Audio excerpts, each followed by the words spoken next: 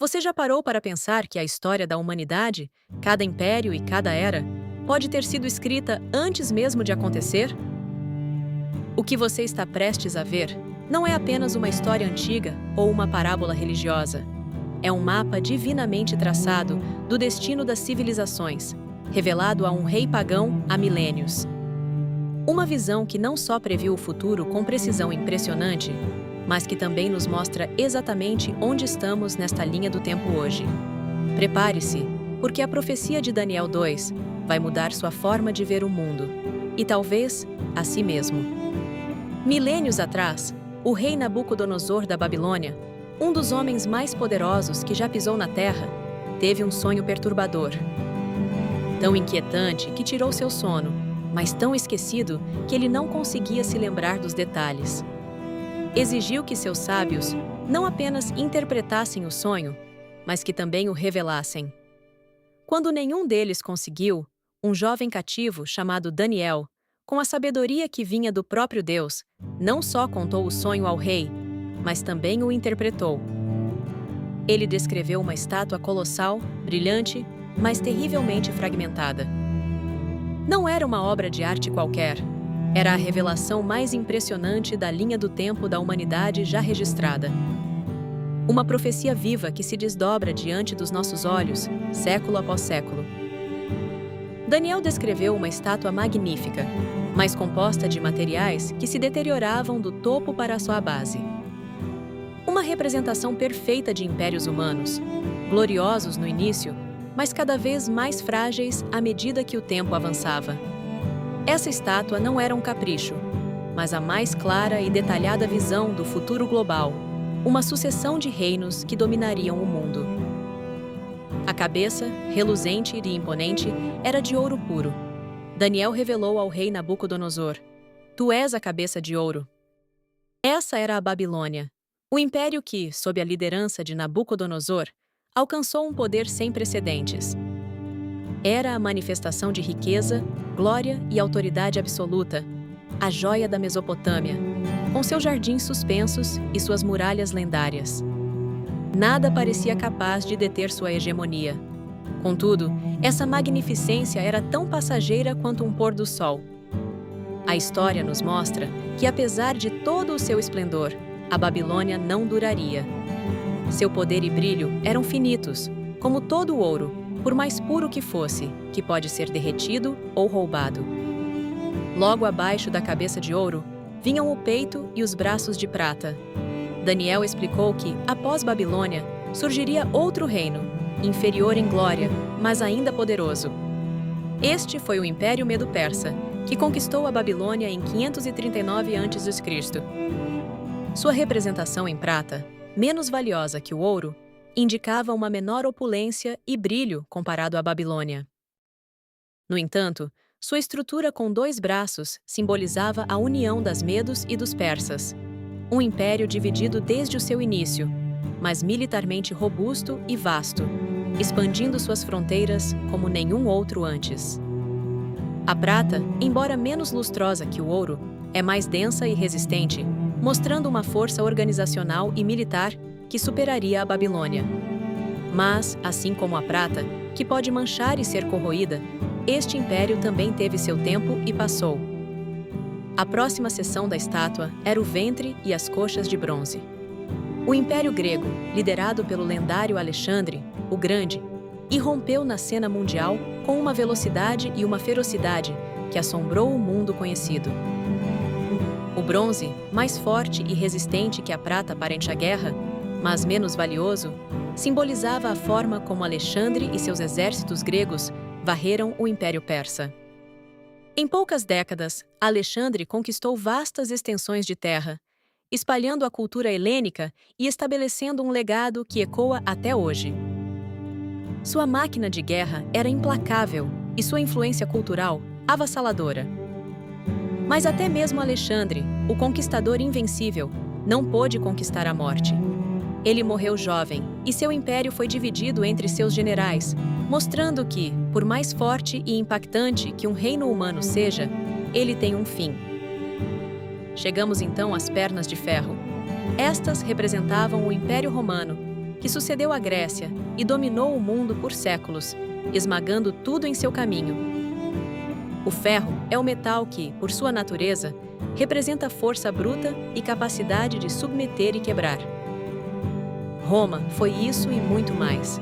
Brutal, implacável, militarmente superior e com uma capacidade organizacional que impôs sua lei, sua língua e sua cultura por todo o mundo conhecido. Sua influência legal, arquitetônica e política moldou o Ocidente de uma forma que poucas outras civilizações conseguiram. O Império se estendeu, literalmente, por milhares de anos em suas diversas formas, e seus ecos ainda ressoam em nossos sistemas jurídicos e políticos. Mas, por mais forte que o ferro seja, ele pode se quebrar e se deteriorar. E foi o que aconteceu. A parte mais intrigante, e talvez a mais urgente para nós, são os pés e os dedos da estátua, feitos de uma mistura frágil de ferro e barro. Daniel descreveu que este reino seria dividido, parte forte como o ferro, parte quebradiça como o barro. Ele profetizou que não se ligarão um ao outro, assim como o ferro não se mistura com o barro. É aqui que a profecia se torna palpável para o nosso tempo. Estamos vivendo nos dias dos pés de ferro e barro. Esta não é uma metáfora fácil de decifrar, mas sua essência é clara. Um sistema global que tenta se unir, mas é intrinsecamente dividido e frágil. Imagine construir algo com ferro, que representa força e resiliência, mas misturá-lo com barro, que é fraco e quebradiço. O resultado é uma estrutura que parece forte, mas que pode desmoronar a qualquer momento sob pressão. Este período final da história humana, conforme predito, não é um império unificado como Babilônia ou Roma. É um conglomerado de nações, ideologias e poderes que se misturam, mas não se unem verdadeiramente. Vemos isso em nosso mundo hoje. Tentativas de governança global que constantemente falham, alianças frágeis que se dissolvem sob tensões, e a coexistência de superpotências e nações em desenvolvimento, cada uma com seus próprios interesses e agendas. A força militar e econômica em algumas partes, o ferro, mas também uma fraqueza inerente, divisões internas e vulnerabilidades sociais em outras, o barro. Olhe para as manchetes. Conflitos intermináveis, polarização política, crises econômicas que afetam o mundo todo e a dificuldade de as nações chegarem a acordos duradouros. Tudo isso aponta para a fragilidade de um sistema global que é forte em alguns aspectos, mas fundamentalmente incapaz de se solidificar e permanecer coeso. É um tempo de grandes poderes, mas também de profunda instabilidade e incerteza. Estamos observando a formação de uma confederação de nações, que, por mais que tente se consolidar, nunca alcançará a unidade ou a estabilidade dos impérios anteriores. A profecia é clara: a mistura não se liga. É um tempo de coexistência precária, onde as tensões internas são sempre uma ameaça iminente. O mundo tenta se erguer sobre pilares que não se misturam, e a consequência é a instabilidade. Mas a visão de Daniel não termina com os pés fragmentados e frágeis. Em meio a toda essa instabilidade e a queda inevitável dos reinos humanos, Daniel viu algo extraordinário. Uma pedra, não cortada por mãos humanas, que se desprendeu de uma montanha. Essa pedra atingiu a estátua nos pés de ferro e barro, e toda a estrutura, o ouro, a prata, o bronze, o ferro, o barro, desmoronou em pedacinhos, tornando-se como palha que o vento leva. E a pedra que a atingiu não apenas destruiu a estátua, mas cresceu, tornando-se uma grande montanha que encheu toda a terra. Esta pedra, meus amigos, é Cristo, é o reino de Deus. Todos os impérios humanos, por mais poderosos e gloriosos que tenham sido, caíram e deram lugar a outros. Mas o reino que esta pedra representa não terá fim. Não será dado a outro povo. Ele esmagará e consumirá todos esses reinos, e ele mesmo subsistirá para sempre. Não é um reino de metal nem de barro, mas de uma substância divina e eterna. É o fim de toda a autoridade humana e o estabelecimento do governo soberano de Deus sobre toda a criação. Todos os impérios caíram. A Babilônia, a Medo-Pérsia, a Grécia e Roma são meras lembranças na tapeçaria da história. E estamos vivendo na Era dos Pés de Ferro e Barro, um período de divisão e fragilidade que antecede o clímax desta profecia. O sistema final do mundo está se formando, mostrando claramente sua natureza instável e transitória. A pergunta, portanto, não é se isso vai acontecer. A profecia de Daniel 2 não é um conto de fadas.